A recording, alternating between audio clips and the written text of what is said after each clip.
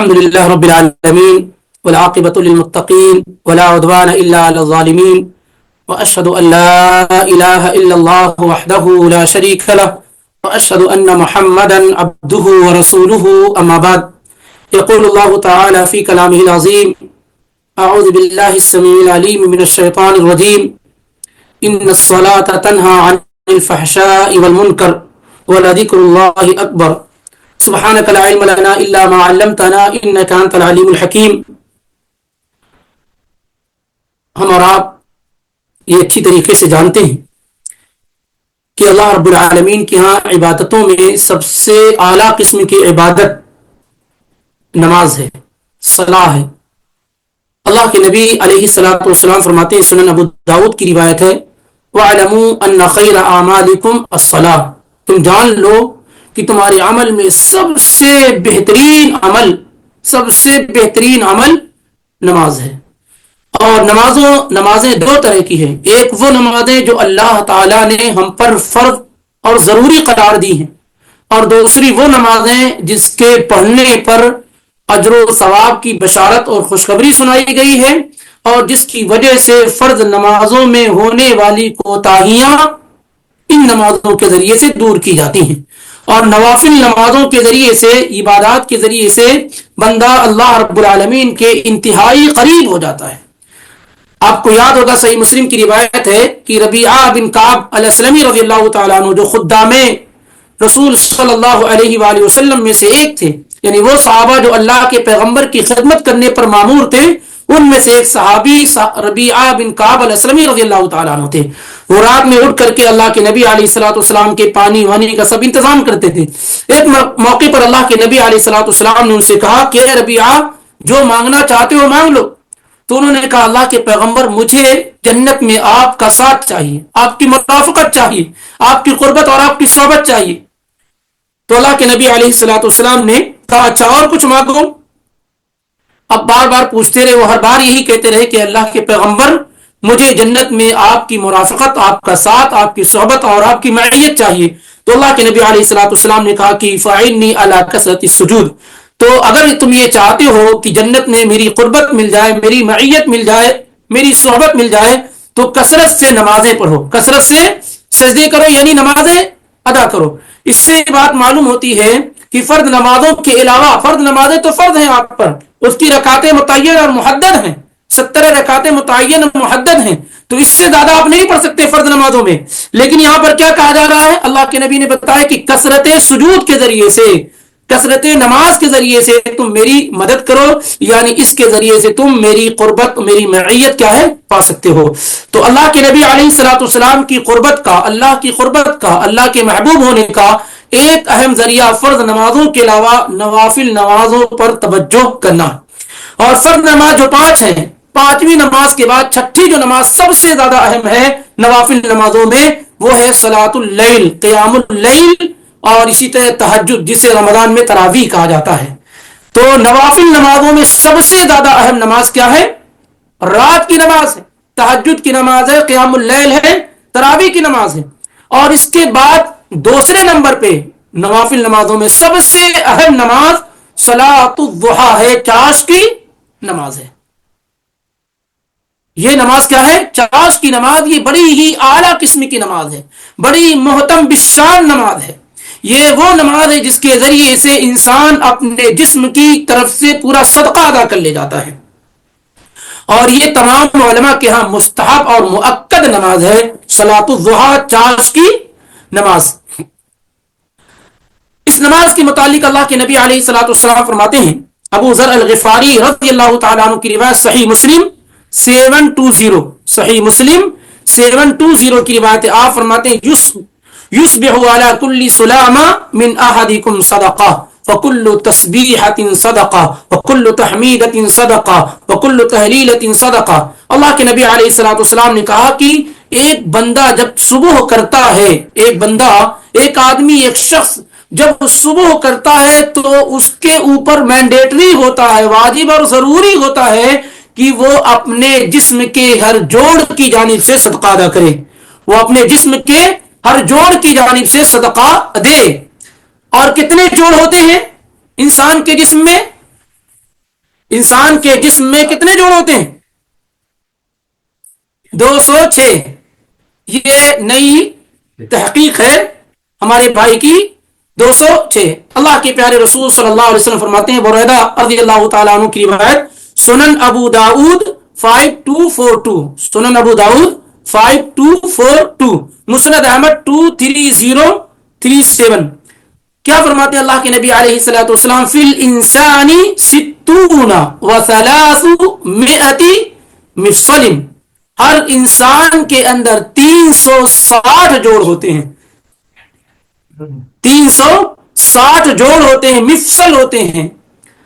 فعلیہ ان یتصدق عن کل مفصل منہا صدقہ، اسے چاہیے کہ ہر جوڑ کی جانب سے وہ صدقہ دے، ہر جوڑ کی جانب سے کیا ہے؟ وہ صدقہ دے. 360 جوڑ ہوتے ہیں، 360 جوڑ ہوتے ہیں، ہر جوڑ کی جانب سے وہ صدقہ دے. پھر اللہ کے نبی علیہ الصلوۃ والسلام نے کہا کہ اگر مسجد میں کوئی آدمی تھوک دیتا پھر دفن کر دیتا، پہلے مسجدیں جو ہوتی تھی مٹی کی ہوتی تھی، اگر انسان کو تھوک آیا اور تھوک اس نے دفن کر دیا، مٹی سے دفن کر دیا، تو یہ بھی صدقہ ہے. اسی طریقے سے تکلیف دہ چیز کو ہٹا دیا، یہ بھی صدقہ ہے. صحابہ نے کہا اللہ کے نبی 360 صدقہ کرنا، فَإِن لَمْ تَقْدِرْ، آپ صحابہ نے پوچھا اللہ کے نبی 360 صدقہ کرنا تو بہت مشکل کام ہے، تو آپ نے فرمایا اگر تمہارے اندر یہ طاقت نہ ہو تو کیا کرو؟ فَرَكَعَتَ الضُّحَىٰ يُجْزِي عَنْكَ، 2 رکعت چاش کی نماز پڑھ لو، 360 جوڑ کی جانب سے صدقہ ادا ہو گیا، آپ نے اس کا حق ادا کر دیا. یہ وہاں کی روایت ہے. اور جو پہلی روایت میں پڑھ رہا تھا صحیح مسلم کی 70720 کی، اس میں اللہ کے نبی صلی اللہ علیہ وسلم نے کہا ہر جوڑ کی جانب سے صدقہ ادا کرنا ہے. تو تسبیح پڑھنا، سبحان اللہ پڑھ لینا، یہ بھی صدقہ ہے. الحمدللہ پڑھ لینا، یہ بھی صدقہ ہے. لا الہ الا اللہ پڑھ لینا، یہ بھی صدقہ ہے. لوگوں کو بھلائی کا حکم دینا، یہ بھی صدقہ ہے. برائی سے روکنا، یہ بھی صدقہ ہے. اب ظاہر ہے کہ ہو سکتا ہے کہ ایک آدمی ایک دن میں 360 صدقہ نہ کر سکے، تو وہ اپنے اس جسم کے جوڑ کا صدقہ کیسے ادا کرے گا؟ اسے تو چاہیے کہ وہ اپنے جوڑ کا صدقہ ادا کرے. تو پیارے رسول صلی اللہ علیہ وسلم نے امت پر شفقت اور مہربانی کھاتے ہوئے فرمایا وَيُجْزِئُ مِنْ ذَلِكَ رَكَعَتَانِ يَرْكَعُهُمَا مِنَ الضُّحَىٰ، اگر کوئی آدمی 2 رکعت چاش کی پڑھ لے تو یہ ساری چیزوں کی طرف سے کافی ہو جائے گا. تو یہ اس کو صلاۃ الضحیٰ چاش کی نماز کہتے ہیں، جس کا سب سے بڑا فائدہ یہ ہے کہ رب العالمین نے جو ہم پر اس قدر احسان کے اتنے جوڑ رکھے ہیں نا 360، اگر ایک جوڑ بھی ٹس سے مس ہوتا نا تو پھر انسان کو سمجھ میں آ جاتا کہ صحت کی نعمت کیا ہے. اسی لیے اس کا حق ادا کرتے رہیے، اس کی جانب سے صدقہ کرتے رہیے. 360 جوڑ ہر صبح میں، صبح ہوئی سارے جوڑ سلامت ہیں، سب دیکھیں یہ جوڑ صحیح ہے. اگر ایسے کھڑا رہ جائے مڑے نہ تو پھر آپ کو سمجھ میں آ جائے کہیں سے بھی اگر یہ جوڑ ہے اگر ایسے ہی رہ گیا کھڑا تو آپ سمجھ سکتے ہیں کہ کتنی بڑی پرابلم ہو سکتی ہے. ایسے اللہ کے نبی علیہ الصلوۃ والسلام نے کہا 360 مفصل اور جوڑ ہیں اور ہر ایک کی جانب سے کیا ہے؟ صدقہ ادا کرنا ہے. اور اگر کوئی آدمی ایسا نہ کر سکے تو اس کے لیے کیا کرنا چاہیے؟ اور ظاہر آدمی نہیں کر سکے گا اور آسان نہیں ہے تو کیا کرے؟ اسے چاہیے کہ وہ چاش کی 2 رکعت پڑھ لے تو سارے جوڑ کی طرف سے صدقہ ادا ہو جائے گا. یہ بات بھی یاد رکھیں کہ یہ وہ نماز ہے صلاۃ الضحیٰ. اصل میں 3 عبادات ایسے ہیں جس کی طرف اللہ کے پیغمبر نے اپنی امت کی رغبت اور شوق دلایا ہے. اگر آدمی ان 3 عبادات کا اہتمام جو فرض اور ضروری نہیں پر بڑی ہی اہم ہے آپ کی آخرت کے لیے، آپ کی دنیا کے لیے، آپ کی صحت کے لیے، آپ کی تندرستی کے لیے، آپ کے کاروبار کے لیے، ان تمام چیزوں کے لیے 3 عمل جو میں ابھی ذکر کرنے جا رہا ہوں حدیث کی روشنی میں، یہ بہت اہم اور عظیم ہے. اور ان میں سے کیا ہے؟ چاش کی نماز پڑھنا بھی ہے. آئیے دیکھیے صحیح مسلم 722، ابو ذر الغفاری رضی اللہ تعالیٰ عنہ کہتے ہیں اوصانی حبیبی بثلاث، میرے حبیب نے، میرے چہیتے نے، میرے محبوب نے مجھے 3 چیزوں کی وصیت کی. ابو ذر الغفاری اعلیٰ درجے کے صحابی رسول، انتہائی سیرت اور اخلاق اور کردار والے متقی اور پرہیزگار صحابی کہتے ہیں کہ میرے محبوب نے نبی علیہ الصلوۃ والسلام کی 3 وصیت کی. کیا وصیت کی؟ سیامی 3 ایام من کل شہر، یہ کہ میں ہر مہینے میں 3 روزہ رکھوں، ہر مہینے میں 3 روزہ رکھوں، یعنی ایام بیض، عربی کا 13 14 15، یہ 3 تاریخ میں روزہ رکھوں ایام بیض۔ یہ بڑا ہی اہم روزہ ہے، اگر کوئی آدمی مہینے میں 3 روزہ رکھتا ہے گویا پورے سال روزہ رکھتا ہے۔ یہ پہلی چیز اللہ کے نبی نے ان کو بتائی۔ دوسری چیز کیا ہے؟ وہ صلاۃ الضحیٰ، اور یہ کہ میں چاشت کی نماز ادا کروں۔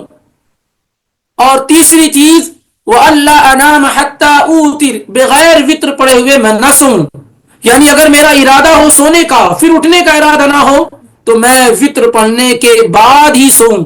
یہ 3 چیزوں کی وصیت آپ نے ابو ذر الغفاری رضی اللہ تعالیٰ عنہ کو کی، اور اسی ابو دردہ رضی اللہ تعالیٰ عنہ کو بھی وہی وصیت آپ نے کی۔ یہ جو ابھی روایت میں نے ذکر کیا ہے یہ غلطی سے ابو ذر الغفاری ہو گیا ہے، ابو دردہ رضی اللہ تعالیٰ عنہ، اور ایسی ہی وصیت آپ نے ابو ذر الغفاری کو بھی کی تھی۔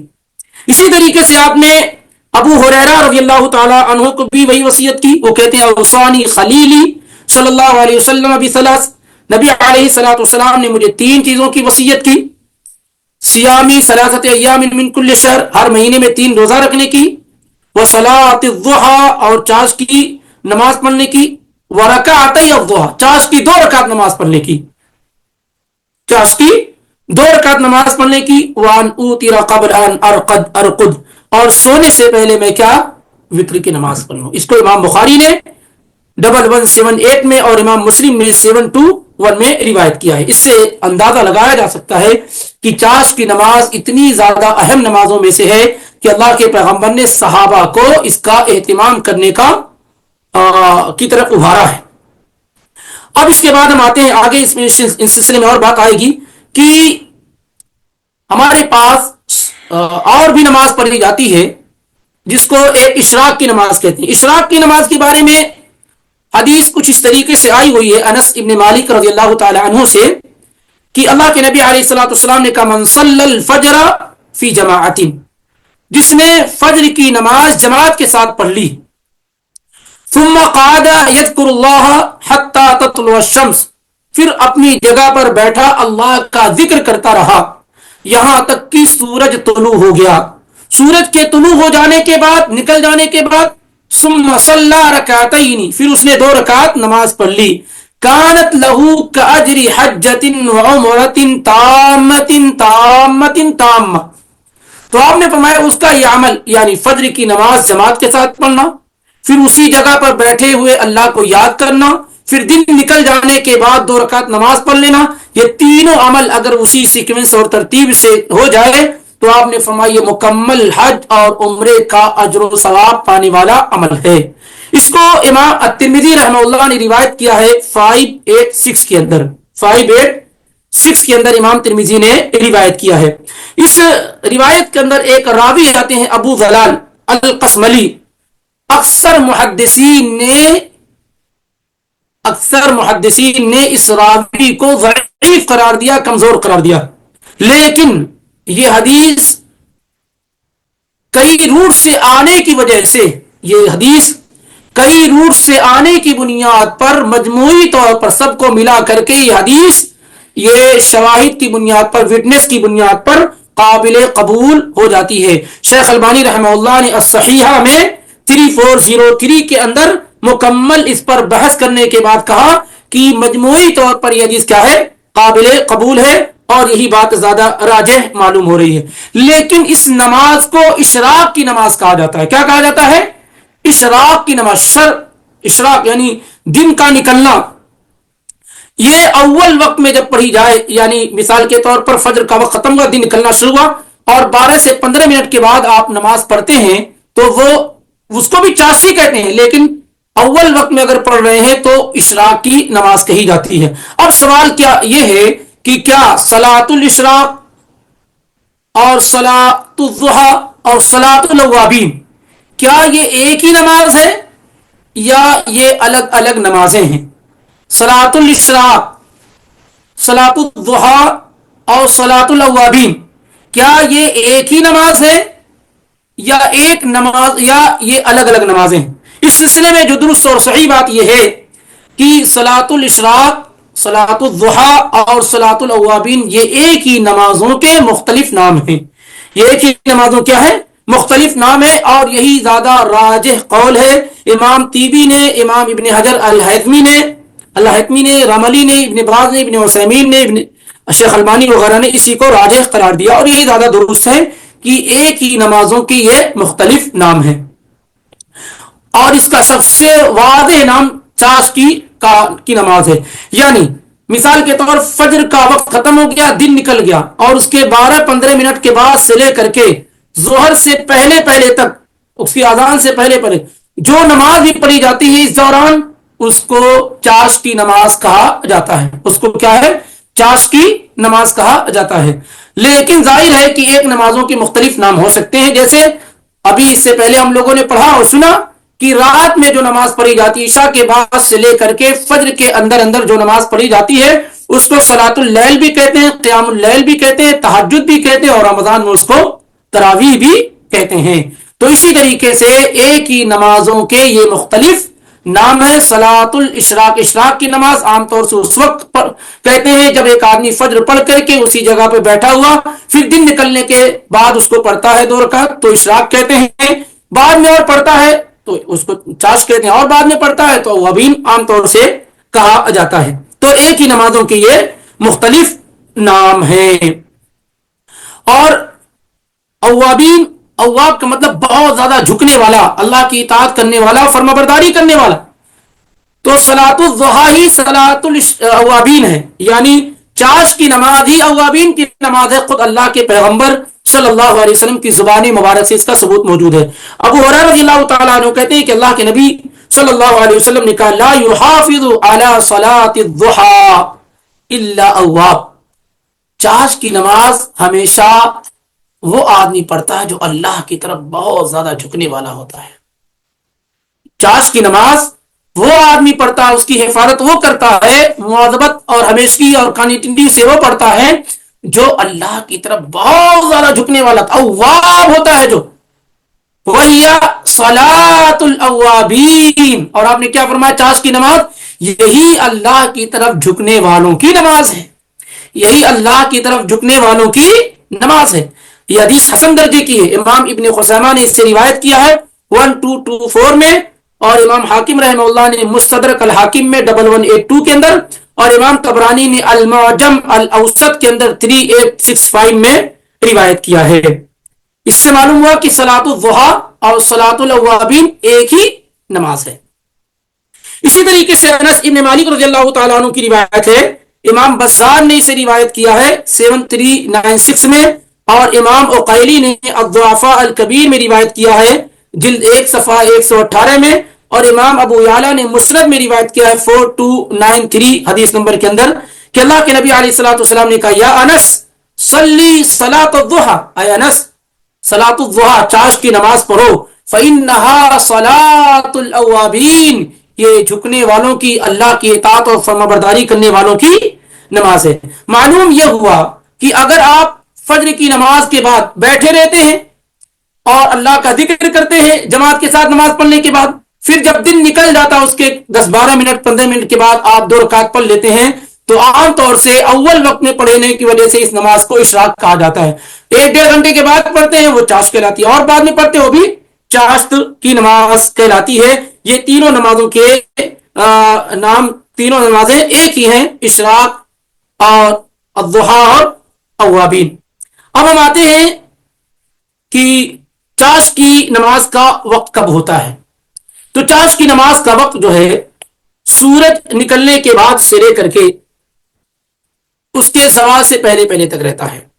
سورج نکلنے کے بعد سے لے کر کے اس کے زوال سے پہلے تک رہتا ہے. قیل اور محن کہتے ہیں کہ اس کا جب سورج مرتفع اور بلند ہو جائے، اگر موجودہ وقت کو دیکھیں گے تو منیمم 12 سے 15 منٹ دن نکلنے کے، سورج نکلنے کے 12 سے 15 منٹ کے بعد اس کا وقت شروع ہو جاتا ہے فوراً، کیونکہ اس وقت جب سورج نکل رہا ہوتا ہے اس وقت نماز پڑھنے سے کیا ہے روکا گیا ہے. تو جب فجر کا نماز وقت ختم ہو گیا، مثال کے طور پر 4:46، ابھی کس وقت ختم ہو رہا ہے 5 کچھ منٹ پہ ختم ہو رہا ہے، مان لیتے 5:40 پہ وقت ختم ہو رہا ہے، تو 40 سے لے کر کے 52 تک 52 تک یہ 12 سے 15 منٹ آپ کیا ہے نماز نہ پڑھیں. کتنے بجے ہیں؟ 6:02۔ ابھی میں ایک مثال دے رہا تھا، میں ایگزیکٹلی فگر نہیں بتا رہا تھا۔ 6:02 پہ فجر کی نماز کا وقت ختم ہو گیا، ٹھیک ہے۔ اب 6:15 تک آپ نہ پڑھیں، کوئی نماز کیا ہے نہ پڑھیں۔ 6:15 بلکہ 18 کے بعد اگر پڑھتے ہیں، 15 کے بعد آپ پڑھتے ہیں تو زیادہ بہتر ہے، یعنی 12 سے 15 یہ ممنوع اوقات ہیں، ان اوقات میں نہ پڑھیں۔ اس کے بعد سے آپ کا چاشت کا وقت شروع ہو گیا، یہ کب تک رہا؟ زہر کی اذان سے پہلے تک، اگر آپ تقریباً 15-20 منٹ پہلے تک اگر آپ پڑھ لیتے ہیں تب بھی آپ کے لیے کیا بہتر، ورنہ زہر تک بھی اس کو پڑھا جا سکتا ہے۔ تو یہ ہو گیا چاشت کا وقت، یہ آپ جب چاہیں اس دوران یہ نماز آپ ادا کر سکتے ہیں، جس وقت آپ چاہیں یہ نماز کیا ہے ادا کر سکتے ہیں۔ تو اس کا اول وقت کب ہے؟ وہی دن نکلنے کے 12-15 کے بعد سے آپ پڑھ سکتے ہیں، یہ اول وقت ہے۔ اور افضل وقت کب ہے؟ اول اور افضل میں فرق ہوتا ہے، کچھ نمازیں ایسی ہیں جو اول وقت میں پڑھنا افضل ہے، اور کچھ نمازیں ایسی ہیں جو اول وقت میں پڑھنا افضل نہیں ہے، جیسے عشاء کی نماز، عشاء کی نماز اول وقت میں پڑھنا افضل نہیں ہے۔ ایسے ہی چاشت کی نماز کا وقت تو شروع ہو جاتا ہے دن نکلنے کے 12-15 کے بعد سے لے کر کے، لیکن اس کا افضل وقت کب ہے؟ جب دھوپ کی تمازت اور شدت ہو جائے۔ جتنا آپ لیٹ سے پڑھیں گے اتنا زیادہ ثواب ہے، اتنا زیادہ اجر ہے۔ مثال کے طور پر 11 بجے آپ پڑھتے ہیں، 12 بجے ظہر کا وقت، 11 بجے پڑھتے ہیں، یہ زیادہ افضل وقت ہے۔ یہ کیا ہے؟ زیادہ افضل۔ جس قدر تاخیر سے پڑھیں گے چاشت کی نماز اور خوب دھوپ کی شدت اور تمازت ہو جائے تو ایسے موقع پر یہ نماز کیا ہے؟ افضل ہوگی۔ یہ تمام علماء کا اتفاق، حنفیہ، شافعیہ، حنابلہ، سب کا اتفاق ہے کہ اذا علت الشمس، سورج بلند ہو جائے، واشتد حرها، اور اس کی گرمی شدید ہو جائے، اس وقت اس نماز کو پڑھنا کیا ہے؟ افضل اور بہتر۔ دلیل اس میں کیا ہے؟ دلیل ہے صحیح مسلم کی حدیث 748، صحیح مسلم 748 کی روایت، زید ابن ارقم رضی اللہ تعالیٰ عنہ جو عظیم صحابی ہیں، انہوں نے کچھ لوگوں کو چاشت کی نماز پڑھتے ہوئے مسجد قباء میں دیکھا جو اول وقت میں پڑھ رہے تھے، تو انہوں نے کہا اما لقد علموا ان الصلاة في غير هذه الساعة افضل، شاید ان کو معلوم نہیں ہے کہ یہ جو چاشت کی نماز جس وقت میں پڑھ رہے ہیں اس سے افضل وقت دوسرا ہے۔ اور اس کے بعد وہ کہتے ہیں خرج رسول اللہ صلی اللہ علیہ وسلم علی اہل قباء، اللہ کے نبی اہل قباء کے پاس آئے، وهم يصلون الضحى، اور وہ چاشت کی نماز پڑھ رہے تھے۔ تو اللہ کے نبی علیہ الصلوۃ والسلام نے کہا صلاۃ الاوابین اذا رمضت الفصال من الضحى یا حين ترمض الفصال، کہ چاشت کی نماز اس وقت ہے، یا اوابین کی نماز، جھکنے والوں کی نماز اس وقت ہے جب اونٹنی اپنے بچے کو دھوپ کی شدت کی وجہ سے اپنے سے جدا اور الگ کر دیتی ہے۔ تو یعنی جس وقت شدت کی دھوپ ہو اس موقع پر اس نماز کو ادا کرنا یہ زیادہ اجر و ثواب والا عمل ہے۔ تو سب سے پہلے آپ کے علم میں یہ بات آنی چاہیے، بہت سارے لوگ یہ سمجھتے ہیں کہ دن نکلنے کے 1 گھنٹہ 1.5 گھنٹے کے بعد اگر نہیں پڑھے تو نہیں پڑھ سکتے، نہیں، زہر سے پہلے تک آپ کیا ہے اس کو ادا کر سکتے ہیں، بلکہ جتنی زیادہ دھوپ کی شدت ہوگی اجر و ثواب اسی قدر زیادہ ہوگا۔ تو یہ ہمیں معلوم ہو گیا کہ اس کا وقت کیا بتایا گیا کہ ایک اول وقت ہے اور دوسرا افضل وقت ہے۔ اول وقت یہ ہے کہ 12-15 کے بعد آپ پڑھ لیجئے، افضل وقت ہے کہ جس قدر آپ لیٹ سے پڑھتے ہیں، دھوپ کی شدت ہوتی ہے، اتنا زیادہ یہ بہتر ہے۔ اب سوال اگلا ہمارا ہے کہ کتنی رکعت پڑھی جائے، چاشت کی نماز کتنی رکعت پڑھی جائے؟ اس پر تو اتفاق ہے علماء کا کہ کم سے کم چاشت کی 2 رکعت ہے۔ اس پر کیا ہے؟ اتفاق ہے کہ کم سے کم چاشت کی کتنی رکعت ہے؟ 2 رکعت ہے۔ کہاں ہمیں ذکر ملا؟ ابھی جو روایات ذکر کی گئی کہ 360 مفصل اور جوڑ ہوتے ہیں، ہر ہڈی ہر جوڑ پر صدقہ کرنا ہے، آپ نے فرمایا کہ ان تمام کے لیے چاشت کی 2 رکعت کیا ہے؟ کافی ہے۔ اور ابو ہریرہ رضی اللہ تعالیٰ عنہ کی روایت میں کیا ہے کہ اللہ کے پیغمبر نے مجھے یہ کہا کہ میں 3 چیزوں کا اہتمام کروں، ان میں سے کیا؟ ورکعتی الضحیٰ، چاشت کی 2 رکعت، چاشت کی 2 رکعت۔ تو اتفاق ہے اس بات پر علماء کا کہ چاشت کی نماز کم سے کم کتنی رکعت ہے؟ 2 رکعت ہے۔ لیکن زیادہ سے زیادہ کتنی رکعت ہے اس میں اختلاف ہے، اور اس میں 2 بڑے قول ہیں۔ پہلا قول یہ ہے کہ چاشت کی زیادہ سے زیادہ رکعت، میکزیمم جو رکعت ہیں وہ 8 رکعت ہیں. کتنی ہیں؟ 8 رکعت ہیں. یعنی چاش کی زیادہ سے زیادہ جو نماز پڑھی جا سکتی ہے وہ 8 رکعت ہے. یہ جمہور علماء کی رائے، مالکیہ، شافعیہ، حنابلہ وغیرہ کی. اور ان کی دلیل یہ ہے کہ پیارے رسول صلی اللہ علیہ وسلم جب فتح مکہ کے موقع پر رمضان کے مہینے میں سن 8 ہجری میں مکہ آپ گئے تو آپ اپنی کزن علی بن ابی طالب کی بہن ام ہانی کے گھر آپ نے قیام کیا، اور ام ہانی کے گھر میں آپ نے چاش کے موقع پر چاش کے لیے جو نماز پڑھی وہ 8 رکعت نماز پڑھی تھی. کتنی پڑھی تھی آپ صلی اللہ علیہ وسلم نے؟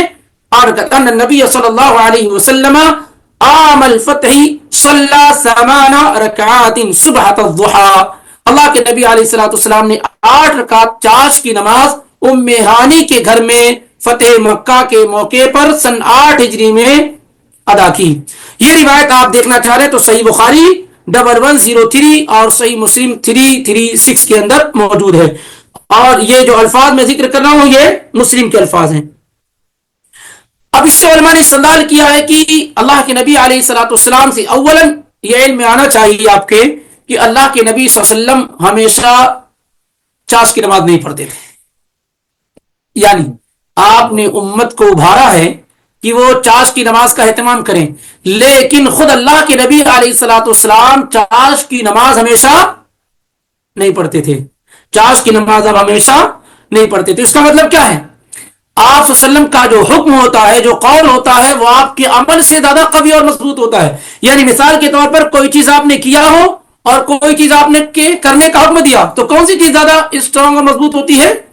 جو حکم آپ نے دیا ہے. تو اللہ کے نبی نے ابھارا ہے، رغبت دلائی ہے، شوق دلائی ہے کہ وہ چاش کی نماز کا اہتمام کریں، لیکن خود اللہ کے نبی علیہ الصلوۃ والسلام کا عمل یہ تھا کہ آپ ہمیشہ چاش کی نماز نہیں پڑھا کرتے تھے. تو میکسیمم رکعت کیا ہے؟ 8 رکعت ہیں. کچھ علماء کا کہنا یہ ہے کہ نہیں، اکثر میکسیمم رکعت کی کوئی حد بندی نہیں، کم سے کم 2 رکعت ہیں، لیکن زیادہ سے زیادہ آدمی جس قدر پڑھنا چاہے پڑھ سکتا ہے. اس کو امام ابن جریر الطبری نے اور موجودہ زمانے میں ابن باز ابن عثیمین رحمہ اللہ نے اختیار کیا ہے. واللہ اعلم زیادہ درست پہلی والی بات معلوم ہو رہی ہے کہ آدمی 2 رکعت کر کے زیادہ سے زیادہ 8 رکعت پڑھے، اس سے زیادہ نہ پڑھے، کیونکہ اللہ کے نبی علیہ الصلوۃ والسلام سے اس سے زیادہ پڑھنے کا ثبوت موجود نہیں ہے. تو سوال یہ ہے کہ جو لوگ کہتے ہیں کہ 8 سے زیادہ پڑھا جا سکتا ہے، ان کی دلیل کیا ہے؟ ان کی دلیل ام المؤمنین عائشہ صدیقہ رضی اللہ تعالی عنہا کی حدیث ہے. وہ کہتے ہیں کان رسول اللہ صلی اللہ علیہ وسلم یصلی الضحى 4. یوزلی نارملی اللہ کے نبی علیہ الصلوۃ والسلام چاش کی 4 رکعت پڑھتے تھے، 2 رکعت کر کے. یعنی آپ صلی اللہ علیہ وسلم چاش کی 2 رکعت پڑھ کے 2 رکعت کر کے 4 رکعت پڑھتے تھے. وہ یزید ما شاء اللہ، اور کبھی اللہ تعالیٰ چاہتا تو آپ اور زیادہ پڑھتے تھے. تو اور زیادہ میں کوئی حد بندی نہیں ہے. اس لیے بعض علماء کی رائے یہ ہے کہ 8 سے زیادہ بھی کیا ہے؟ پڑھی جا سکتی ہے، لیکن زیادہ بہتر اور اچھا طریقہ یہ کہ آپ صلی اللہ علیہ وسلم سے 8 رکعت سے زیادہ پڑھنے کا ثبوت نہیں ہے، اس لیے 8 سے زیادہ نہ پڑھا جائے تو بہتر ہے. یہ حدیث صحیح مسلم میں 719 کے اندر موجود ہے، 719 کے اندر یہ حدیث موجود ہے.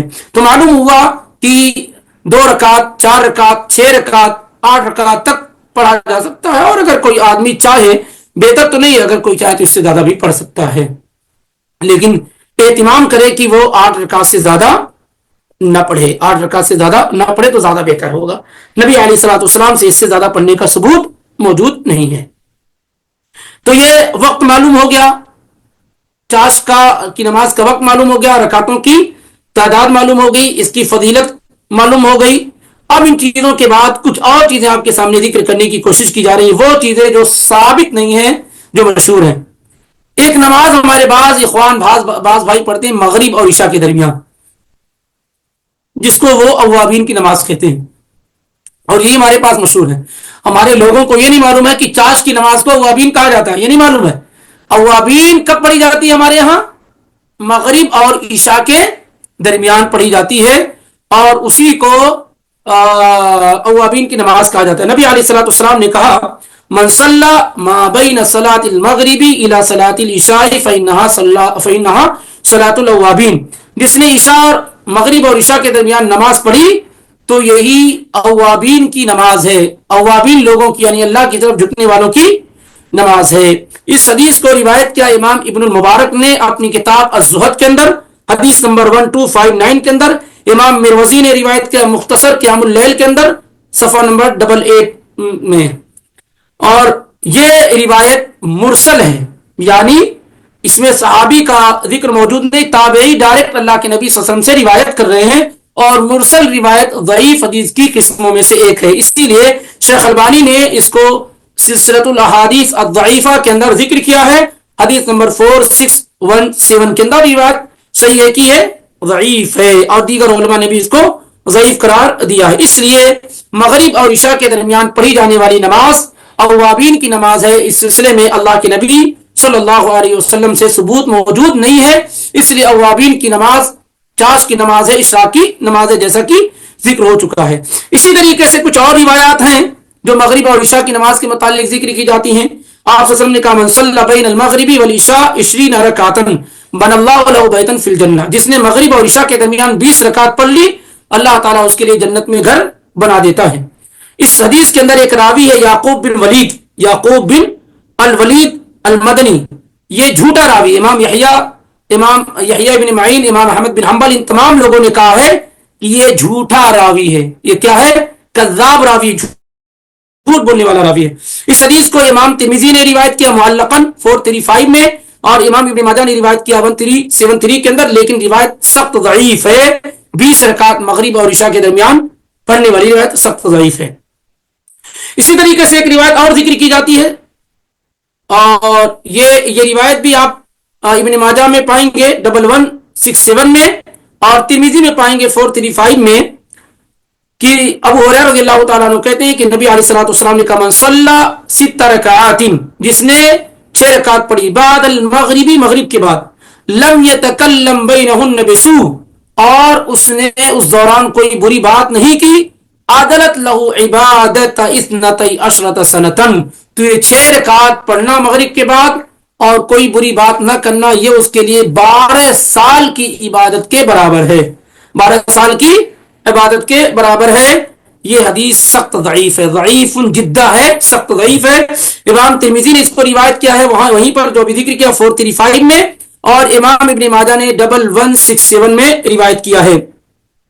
امام ترمذی رحمہ اللہ فرماتے ہیں کہ امام بخاری کہتے ہیں کہ اس حدیث کے اندر ایک راوی ہے عمر بن عبداللہ بن ابی خثعم، اور یہ منکر ہے، یہ کیا ہے؟ منکر الحدیث ہے، اور بہت ضعیف راوی ہے. تو یہ روایت بھی صحیح طور پر نبی علیہ الصلوۃ والسلام سے ثابت نہیں ہے. تو مغرب اور عشاء کے درمیان پڑھی جانے والی نمازوں کے متعلق میرے اپنے علم کی حد تک کوئی بھی نماز ثابت نہیں ہے. البتہ آدمی کو اس کا اہتمام کرنا چاہیے کہ مغرب کی نماز کے بعد اگر وہ مسجد کے اندر بیٹھا رہ جاتا ہے اور جس قدر اللہ توفیق دے وہ پڑھنا چاہے تو پڑھ سکتا ہے. امیر المومنین عثمان بن عفان رضی اللہ تعالیٰ عنہ کے متعلق ہے کہ عام طور سے وہ مغرب کی نماز کے بعد مسجد کے اندر بیٹھے رہتے تھے اور عشاء کی نماز پڑھنے کے بعد وہ نکلتے تھے. اسی موقع پر انہوں نے یہ حدیث بیان فرمائی تھی. کوئی ان کے پاس آیا تو آپ نے ان سے حدیث بیان فرمائی کہ جس نے عشاء کی نماز جماعت کے ساتھ پڑھ لی، من قام مع الامام، جس نے من صلی العشاء، جس نے عشاء کی نماز جماعت کے ساتھ پڑھ لی، فکأنما نصف اللیل، فکأنما قام نصف اللیل، جس نے جماعت کے ساتھ عشاء کی نماز پڑھ لی تو گویا کہ اس نے آدھی رات قیام کر لیا. یہ عثمان بن عفان رضی اللہ تعالیٰ عنہ نے اسی موقع پر بیان کیا. ایک سیکنڈ میں اس کا نمبر بھی آپ کو دے دوں کیونکہ یہ بھی بہت بڑی پیاری نماز ہے، بڑی پیاری چیز ہے. تو ایک راوی تابعی کہتے ہیں کہ عثمان بن عفان رضی اللہ تعالیٰ عنہ مسجد میں داخل ہوئے مغرب کی نماز کے بعد، فقعد وحدہ، وہ تنہا اکیلے بیٹھے رہے، فقعدت الیہ، میں بھی ان کے ساتھ کیا ہے بیٹھ گیا. تو انہوں نے کہا میرے بھتیجے، یعنی امیر المومنین عثمان بن عفان رضی اللہ تعالیٰ عنہ نے کہا کہ اے میرے بھتیجے، میں نے اللہ کے پیغمبر صلی اللہ علیہ وسلم کو یہ کہتے ہوئے سنا ہے کہ من صلی العشاء فی جماعت، جس نے عشاء کی نماز جماعت کے ساتھ پڑھ لی، فکأنما قام نصف اللیل، تو گویا اس نے آدھی رات قیام کر لیا، آدھی رات عبادت کر لی. جس نے عشاء کی نماز جماعت کے ساتھ پڑھ لی گویا اس نے آدھی رات قیام کر لیا. ومن صلی الصبح فی جماعت، اور جس نے فجر کی نماز جماعت کے ساتھ پڑھ لی، یعنی عشاء اور فجر دونوں، फकअन्नमा सल्लल लैल कुल्लह, गोया कि उसने पूरी की पूरी रात क़याम किया, रात में नमाज पढ़ी। सही मुस्लिम 656 की ये रिवायत मौजूद है।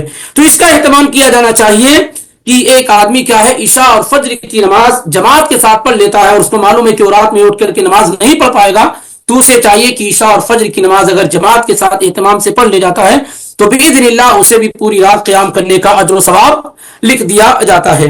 अब जाहिर है इससे नमाज का, रमजान का कोई खास ताल्लुक नहीं है, सलातुल दुहा और चाश की नमाज का रमजान से कोई खास ताल्लुक नहीं है, लेकिन इस एतबार से कि रमजान में लोगों के दिल नरम होते हैं, इबादत की तरफ आप तवज्जो करते हैं, तो चाश की नमाज की तरफ भी आप तवज्जो करें, एहतिमाम करें, और फिर इंशाअल्लाह रमजान में अगर आपने शुरू कर दिया तो हो सकता है कि जिंदगी भर आपको ऐसी लज्जत मिल जाए कि तादमे हयात, जब तक आपकी जिंदगी बरकरार रहे, आप सलातुल दुहा चाश की नमाज का क्या है, एहतिमाम करते रहें। तो ये मुख्तसर मालूमात अल्लाह रब्बुल आलमीन की तौफीक से आपके सामने चाश की नमाज के मुतालिक पेश की गई हैं। अगर मौजू के मुतालिक अगर कोई सवाल है तो पहले उसको तरजीह दी जाएगी, अगर कोई बात समझ में नहीं आई है तो। वैसे मेरे अपने इल्म की हद तक तो मैंने कोशिश की है कि सारे मसाइल कवर हो जाए, फिर भी अगर कुछ ऐसा रह गया है तो पूछा जा सकता है।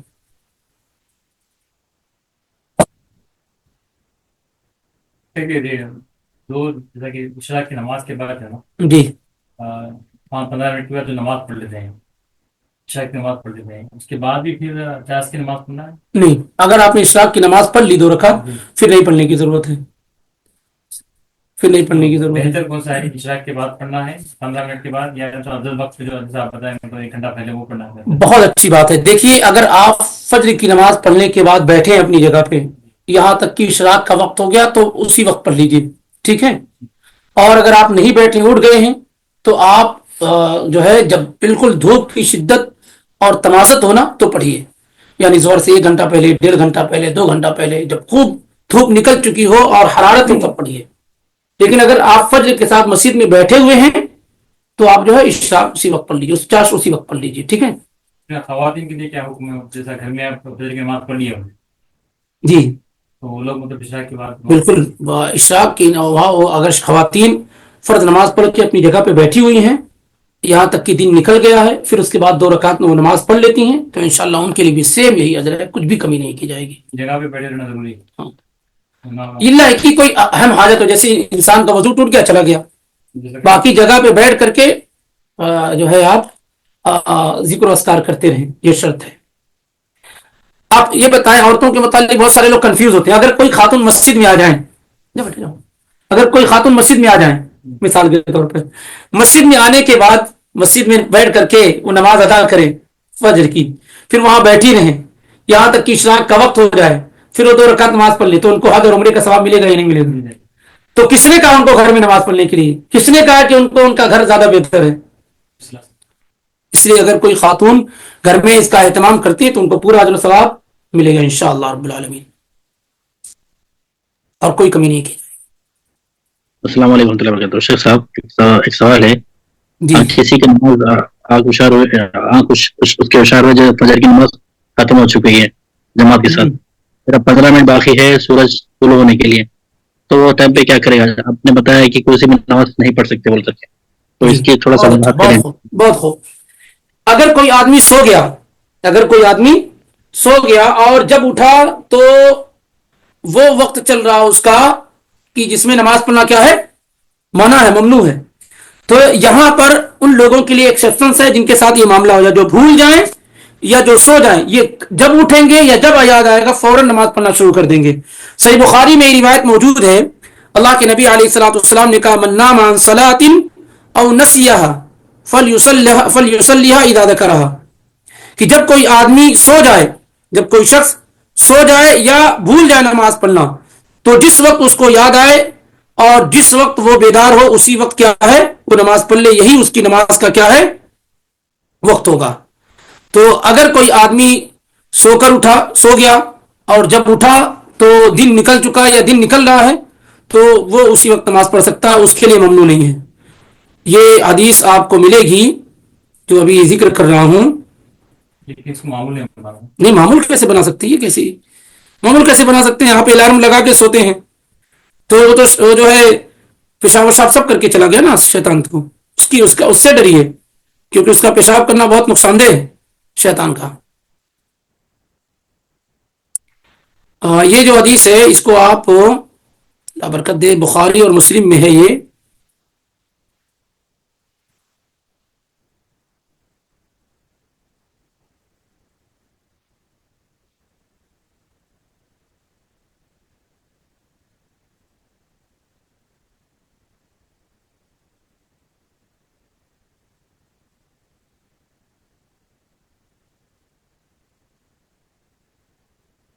ہاں بخاری میں دیکھیے 597 اور مسلم میں 684 مسلم میں اور بخاری میں 597 میں.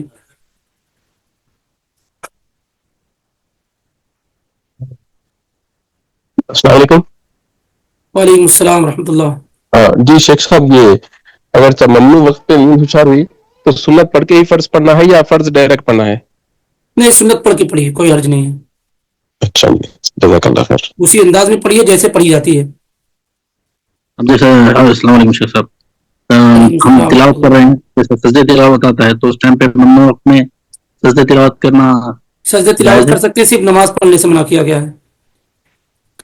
سجدے تلاوت کر سکتے ہیں.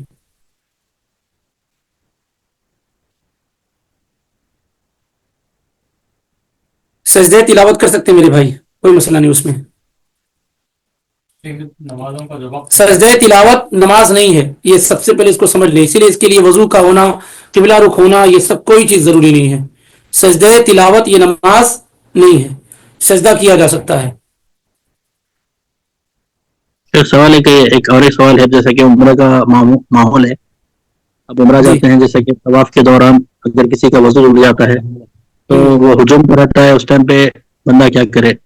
اس کے مطابق سے پہلے اس پر ذکر کی ہو چکی یہ بات کہ یعنی اکثر علماء نے تو شرط لگائی ہے کہ طواف کے لیے وضو کا ہونا شرط ہے. اکثر علماء نے یہ شرط لگائی ہے. کچھ علماء نے کہا کہ شرط نہیں ہے لیکن بہتر ہے، مستحب ہے، وضو کر کے ہی طواف کرنا چاہیے.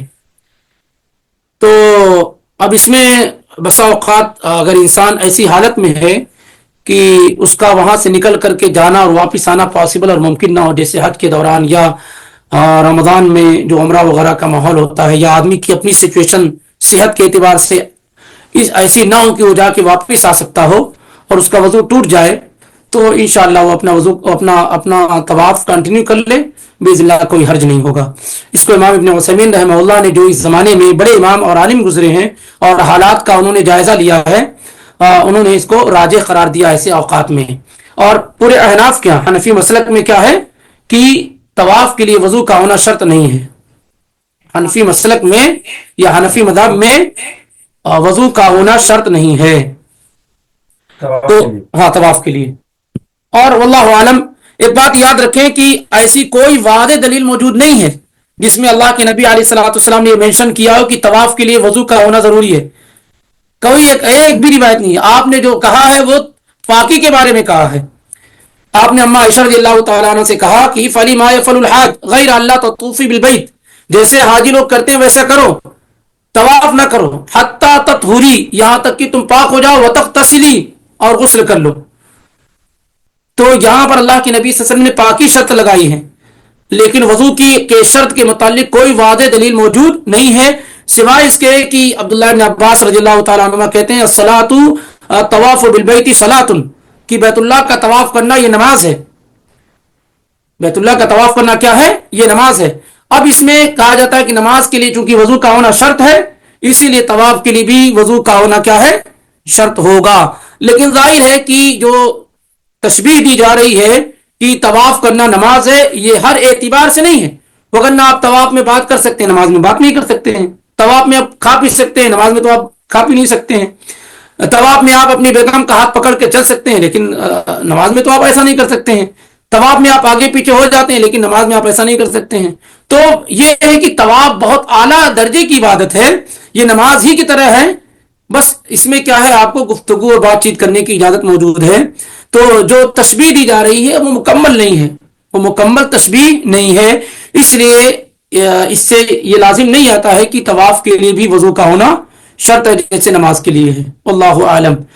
تو میں یہی کہہ رہا ہوں کہ بہتر اور افضل یہی ہے کہ آدمی باوضو ہو کر کے طواف کرے، اور اگر وضو ٹوٹ جاتا ہے تو جا کر کے وضو کر کے آ جائے. لیکن اگر ایسی سچویشن ہو کہ یہ ممکن نہ ہو تو وہ طواف مکمل کر لے. خاص طور سے بوڑھے لوگ ہیں، عورتیں ہیں، بچوں کے ساتھ ہیں. اب کسی کے 2-3 بچوں کو لے کے کسی کوئی خاتون طواف کر رہی ہو، یہ عمرے کا موقع ہو یا حج کا موقع، اس سے آپ کہیں جائے بھائی تمہارا وضو ٹوٹ گیا، وضو بنا کر کے آؤ، تو ایزی اور آسان نہیں ہے. تو وہ مکمل کر لیں، انشاءاللہ کوئی حرج نہیں ہوگا. لیکن جن کے لیے آسانی ہے وہ جائیں اور وضو کر کے آئیں، وضو کر کے آئیں، اور جہاں ان کا وضو ٹوٹا تھا وہیں سے وہ طواف اپنا کنٹینیو کر لیں. شیخ کچھ عورتیں مسجد میں نوز پیس نقاب شیخ اسی سے تعلق ایک سوال تھا شیخ، کیونکہ طواف کے بعد میں 2 رکعت نماز بھی پڑھنا ہوتا ہے پھر مقام ابراہیم کے پیچھے، تو وضو اس کے لیے ضروری ہو جائے گا نا شیخ؟ جی اس کے لیے نماز پڑھنے کے لیے وضو ضروری ہے، لیکن نماز پڑھنا کیا ہے؟ نماز پڑھنا یہ سنت ہے، سنت مؤکدہ ہے. یعنی اگر آپ طواف کر لیے، طواف کرنے کے بعد صحیح کر لیے، صحیح کرنے کے بعد بالوں کو مڈا لیے، چھوٹا کرا لیے، لیکن سنت الطواف آپ نے نہیں پڑھا، 2 رکعت نماز جو پڑھنی نہیں پڑھی، آپ کا عمرہ مکمل ہو گیا. ایک سنت تھی جو آپ سے چھوٹ گئی، سمجھ رہے ہیں؟ جزاک اللہ خیر شیخ. وہی آپ تو سنت الطواف کے لیے تو ضروری ہے، نماز کے لیے تو ضروری ہے ہی، اس سے کوئی انکار نہیں ہے. لیکن جیسے مثال کے طور پہ میں اس سے پہلے بھی مثال دے چکا ہوں، چونکہ اتنی ساری خواتین میں کسی کے ساتھ معاملہ آ سکتا ہے کہ کوئی خاتون ہماری، کوئی بہن ہماری، کوئی ماں ہماری، کوئی بیٹی ہماری طواف کا 7 چکر مکمل کرتے ہی اس کو مینسز آنے شروع ہو گئے اور اس نے ابھی نماز نہیں پڑھی ہے، تو کیا کرے؟ وہ جائے صحیح کر لے اور اسی طریقے سے اخیر سے بال کو پور کے برابر کر لے، اس کا عمرہ مکمل ہو گیا. نماز نہ پڑھے وہ، اس کا عمرہ مکمل ہو گیا. تو نماز یہ سنت ہے، اگر کوئی چھوڑ دیتا ہے یا چھوٹ جاتی ہے تو اس سے اس کا عمرہ مکمل ہو جاتا ہے، بس اجر و ثواب میں کمی ہو جاتی ہے. لیکن اگر کسی کا وضو ٹوٹ گیا ہے، کسی کا وضو ٹوٹ گیا ہے اور اب وہ طواف میں اس نے مکمل کر لیا، اب نماز پڑھنا ہے تو نماز کے لیے اس کو وضو کرنا ہے. لیکن اس میں فائدہ کیا ہے کہ آپ نماز کہیں بھی پڑھ سکتے ہیں، طواف تو آپ کو وہی کرنا ہے، طواف آپ کو خانہ کعبہ کے پاس کرنا ہے، لیکن سنت الطواف جو ہے وہ کہیں بھی آپ ادا کر سکتے ہیں، کسی بھی حدود حرم کے اندر کہیں بھی آپ ادا کر سکتے ہیں، اور پھر اس کے بعد آپ صحیح کر سکتے ہیں. تو طواف اگر مکمل ہو گیا ہے اور اس کے بعد آپ کا وضو نہیں رہا ہے تو آپ جائیے اور وضو کر کے پھر نماز وہ ادا کرنے کی کوشش کیجیے. شیخ صاحب ایک سوال ہے، ایک عورتوں جانب سے ہے، طواف میں عورتیں اپنا چہرہ چھپائیں گی یا چہرہ ظاہر کریں گی؟ دیکھیے جب عورت طواف نہیں، جب عورت احرام باندھ لیتی ہے نا، جب عورت احرام باندھ لیتی ہے حج اور عمرے کا، تو پھر اس کے لیے یہ ضروری ہے کہ وہ چہرہ کھلا ہوا رکھے. سمجھ رہے ہیں؟ اس کے لیے ضروری ہے کہ وہ چہرہ کھلا ہوا رکھے. لیکن ہماری اور آپ کی ماں ام المومنین عائشہ صدیقہ رضی اللہ تعالیٰ عنہ کہتی ہیں کہ ہم چہرہ کھلا ہوا رکھتے تھے، لیکن جب اجنبی مردوں کا گزر ہوتا تھا تو ہم چہرے کو ڈھانپ لیا کرتے تھے. ہم کیا کرتے تھے؟ چہرے کو ڈھانپ لیا کرتے تھے، اور جب وہ چلے جاتے تھے پھر چہرہ کھول لیتے تھے. ایسے ہی ان کی بہن اسما بنت عمیس، اسما بنت ابو بکر رضی اللہ تعالیٰ عنہ کہتی ہیں کہ عورت جو ہے ایسے موقع پر چہرہ کھلا رکھے گی، لیکن اجنبی مردوں کا گزر ہوگا تو چہرے کو ڈھانپ لے گی.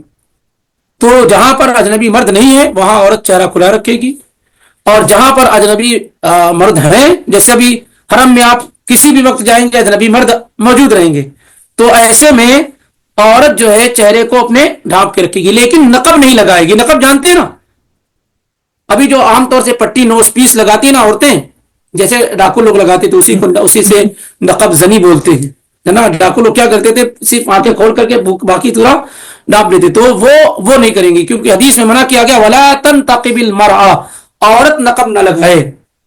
پھر وہ کیا کرے گی؟ جو چادر ہوتی ہے نا نقاب کے اوپر، جو دوپٹہ ہوتا ہے اسی کو گرا لے گی، اسی کو کیا کرے؟ گرا لے گی، اور پتلا ہوتا ہے اس سے سامنے نظر بھی آتی. لیکن نقب والی جو شکل و صورت ہے نا وہ نہیں کرے گی ایسے موقع پر بھی. واضح ہے؟ جی جزاک اللہ خیر.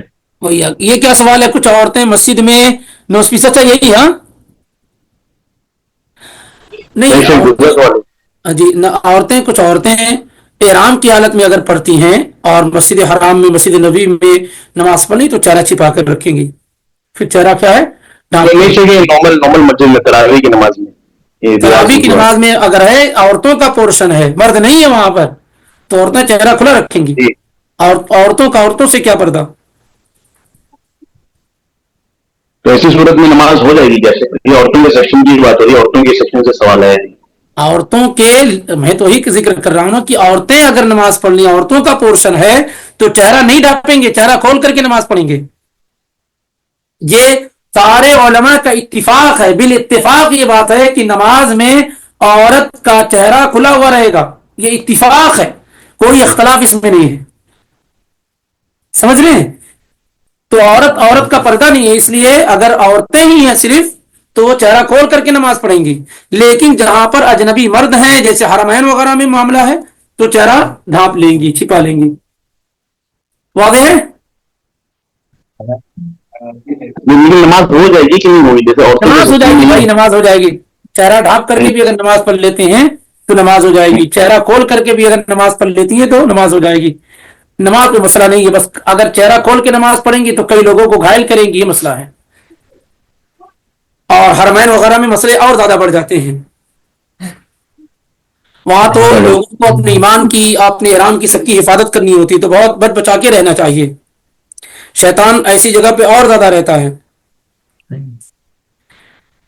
اونچے منڈی رہے تو بہتر ہے. چلے، ہو گیا سوال مکمل ہو گئے نا. جی شیخ صاحب ایک سوال. سجدہ کرنے میں ممنوع اوقات، سجدہ کرنے کے ممنوع اوقات، سجدہ کرنے کے ممنوع اوقات دیکھیے، جب دن نکل رہا ہو، جب دن غروب ہو رہا ہو، اور جب سورج بالکل زوال کے وقت ہو، یہ تین اوقات میں عام نفلی نماز پڑھنے سے منع کیا گیا ہے. جب سورج نکل رہا ہو، جب غروب ہو رہا ہو، جب زوال ہو رہا ہو، ان تینوں اوقات میں نماز پڑھنے سے منع کیا گیا. عقبہ بن عامر رضی اللہ تعالی عنہ کی روایت صحیح بخاری وغیرہ کے اندر موجود ہے. تو ان اوقات میں عام نفلی نماز نہ پڑھی جائے، عام نفلی نماز نہ پڑھی جائے، لیکن سببیہ نماز اگر ہے کسی کی. اور اسی طریقے سے معذرت، یہ تین تو اوقات مغلظہ کہلاتے ہیں، اور دو اور اوقات ہیں، اس کو ملا لیں گے تو 5 وقت ہو جائے گا. دو اور کیا؟ فجر کے بعد سے لے کر کے دن نکلنے تک، اور عصر کے بعد سے لے کے مغرب تک، یہ اس وقت بھی نماز نہیں پڑھی جائے گی. لیکن ان 5 اوقات میں جو آپ بھی ذکر کیے جا رہے ہیں، ایک تو سورج نکلنے میں، غروب ہونے میں اور زوال ہونے میں، اور فجر کے بعد اور عصر کے بعد، ان اوقات میں وہ نمازیں جو سببیہ نماز وہ پڑھی جا سکتی ہیں. جیسے کسی کی نماز چھوٹ گئی ہے، کسی کی سنت موقدہ چھوٹ گئی ہے، اور اسی طریقے سے تحیت المسجد ہے. آپ مان لیتے ہیں عصر کی نماز کے بعد پڑھ کر کے آئے، پھر مسجد میں گئے، آپ بیٹھنا چاہ رہے ہیں تو آپ 2 رکعت پڑھنے کے بعد بیٹھیں گے. تو سببیہ نماز کیا ہے؟ ان اوقات میں پڑھی جا سکتی ہے. عام نفلی نمازیں ان اوقات میں نہیں پڑھی جا سکتی ہیں. اور جو طواف والی سنت ہے وہ رات اور دن کے کسی بھی حصے میں پڑھی جا سکتی ہے، اس کے لیے کسی کو روکنے کا اختیار نہیں. 24 آور کبھی بھی آپ چاہیں، چاہے دن نکل رہا ہو یا ڈوب رہا ہو یا زوال ہو رہا ہو، کچھ بھی ہو رہا ہو، سنت الطواف کبھی بھی پڑھی جا سکتی ہے. If a fasting woman menses start at 6 p.m. دیکھیے، اگر کسی خاتون کے ساتھ ایسا ہو جائے کہ افطار کے یعنی مغرب سے 5 منٹ پہلے ہی مینسز آنے شروع ہو جائے تو اس کا وہ روزہ بریک ہو گیا، ٹوٹ گیا. اگر کسی خاتون کو 10-5 منٹ پہلے ہی مینسز آ گیا، مغرب سے پہلے کبھی بھی مینسز آ جائے تو اس کا وہ روزہ کیا ہے؟ ٹوٹ گیا، اور اسے اس روزے کی قضا بعد میں کیا ہے؟ کرنی ہوگی. اب اگر عورتیں یہ سوچتی ہیں کہ یہ کیا پورا دن بھوکے رہے، روزہ کاؤنٹ نہیں ہوا ہے نا، فوراً دماغ میں یہ آتا ہے. میرے بھائیوں بہنوں، یہ اجر ہم اللہ سے لینے والے ہیں، اور وہ ہماری نیتوں کے اعتبار سے کیا ہے؟ اجر دینے والا. کبھی کبھی ہم نہ کر کے اتنا اجر پا جاتے ہیں جتنا کرنے والے کو بھی نہیں ملتا ہے. جیسے سفر کے موقع پہ جو واقعہ ہوا تھا کہ صحابہ میں 2 گروپ تھا، ایک روزہ رکھنے والوں کا، ایک نہ رکھنے والے. جو روزہ رکھنے والے تھے بالکل سخت گرمی کی شدت بیٹھ گئے، اور جو روزہ نہیں رکھنے والے تھے وہ کیا کیے؟ خوب خدمت کیے. تو نبی علیہ الصلوۃ والسلام نے کہا کہ روزہ نہ رکھنے والے اجر میں کیا ہے؟ بڑھ گئے. تو یہ جو خاتون جن کا روزہ ٹوٹ گیا ہے मेंसेस आने की वजह से उनको अल्लाह ताला अजर और सवाब से नवाजेगा। ये नहीं सोचे कि ये तो ज़ाया और बर्बाद हो गया, रोजी की कज़ा ही करनी है, नहीं, ऐसा कुछ भी नहीं है। ऐसे ही जैसे बहुत सारी औरतें गिल्टी फील करती हैं जब मेंसेस आ जाते हैं कि रमजान में मेंसेस आ गए, कुछ लोग दवा, कुछ नहीं करना भाई, आपका अजर और सवाब कोई कम नहीं होगा इंशाअल्लाह। बाद में आपको, आप रोजा रखते हैं तो पूरा अजर और सवाब इंशाअल्लाह मिलेगा। यही सही बात है इस सिलसिले में। अगर फ्लाइट में है तो रोजा खोलने का वक्त कैसे मालूम करेंगे? मुझको फोन कर लीजिएगा, इंशाल्लाह मैं बताऊंगा। ये जो है भाई, आप कहाँ जा रहे हैं फ्लाइट से? यूरोप जा रहे हैं, अमेरिका जा रहे हैं, लंदन जा रहे हैं, कहाँ जा रहे हैं ये तो आप डिसाइड करेंगे ना। फिर जो है वहां जिस मुल्क में आप पहुंच रहे हैं, जैसे कोई आदमी यहां से निकला है रोजा रख करके, मिसाल ऐसे तो सफर में रोजा नहीं रखना है तो सवाल ही नहीं होगा ये। अगर आप सुन्नत के मुताबिक सफर करें तो इंशाल्लाह रोजा ना रखना ही ज्यादा बेहतर। इल्ला कि एक आदमी को डर और खौफ हो कि मैं बाद में नहीं रख पाऊंगा और सफर में कोई मशक्कत ना हो तो रोजा रख सकता है। बहरहाल तो ये मिसाल के तौर पर आप यहाँ रोजा रख करके निकले, कहां पहुंचे? इंडिया। इंडिया 2.5 घंटा पहले सूरज गुरूब होता है, ठीक है। तो अब आप वहां पहुंच गए तो आप क्या करेंगे? इफ्तार कर लेंगे। वहां रोजा रख करके यहाँ 2.5 घंटा बाद सूरज गुरूब होता है, तो अब क्या है, वहां का हिसाब नहीं, यहाँ पहुंच गए। तो जब आप फ्लाइट में हो तो देखिए कि कहां से आप गुजर रहे हैं, वहां अगर सूरज गुरूब हो गया है तो आप क्या है, इफ्तार कर लीजिए, क्योंकि रात होगी। सुम्माती मुस्सियामा इलल फिल मगरिब तक अपने रोजे को आप मुकम्मल करें। तो फ्लाइट में आप जहां भी जा रहे हैं अगर वहां दिन गुरूब हो गया है तो आप क्या करें, रोजा इफ्तार कर ले। और इसकी मालूमात आप अल्हम्दुलिल्लाह चाहेंगे तो बड़ी आसानी के साथ, जो लोग उस पर रहते हैं सवार, मुस्तकिल आपकी खिदमत करते रहते हैं, वो लोगों को इसका इल्म होता है। उससे ज्यादा बेहतर यह है कि आप सफर में रोजा ही नहीं रखिए, टेंशन नहीं ना रहे। आखिरी सवाल क्या है? चार्ज की 2 रकात अव्वल वक्त पे और 2 रकात अफजल वक्त पे पढ़ना कैसा है? नहीं, दुरुस्त है, एक ही वक्त में पढ़ा जाएगा, एक ही वक्त में पढ़ा जाएगा, चाहे आप इस वक्त पढ़े चाहे आप उस वक्त पढ़ें। सर ये इसी से रिलेटेड दूसरा जो अजर का जो मामला है, यानी अफजल वक्त में पढ़ने से भी सेम अजर है, जो उम्रा और हज उम्रा करने का जो सवाब है इशराक के बाद, जो अगर 11 बजे पढ़े तो वही सवाब है क्या? इशराक के बाद जो नमाज पढ़ते हैं, जैसे 2 रकात नमाज पढ़ते हैं बैठ के जो पढ़े, इशराक वाले में तो ये फायदा हो रहा ना कि आपको हज और उम्रे का सवाब मिल रहा है ना। 11 बजे पढ़े तो भी वही सवाब है? नहीं, 11 बजे पढ़े तो सवाब नहीं, क्योंकि वो जो सवाब है ना वो 3 शर्तों के साथ है जो हज और उम्रे का।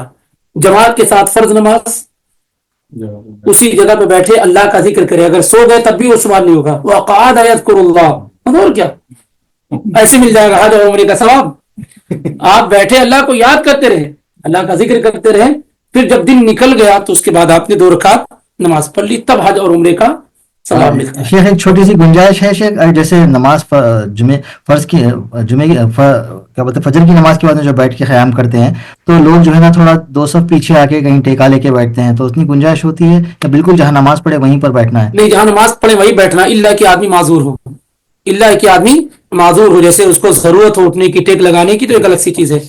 बाकी ये है कि वहीं बैठ करके जहां उसने फर्ज नमाज पढ़ी है वहीं बैठ करके वो अल्लाह का जिक्र करे, इधर उधर कहीं ना जाओ। और वैसे भी आपको ये बात मालूम है ना कि आदमी फर्ज नमाज जहां पढ़ता है और वहीं जितनी देर बैठा रहता है, फरिश्ते हक़ में दुआ, अल्लाह के फरिश्ते उसके लिए क्या है, दुआ कर, अल्लाहुम्मा अग़फ़िर लहू अल्लाहुम्मा अरहमहू मा दामा फ़ी मुसल्ला। जब तक अपनी नमाज पढ़ने की जगह पे वो बैठा हुआ होता है जहां उसने फर्ज नमाज पढ़ी है, तो अल्लाह के फरिश्ते कहते हैं अल्लाह इसको बख्श दे दे, अल्लाह इस पर रहम फरमा।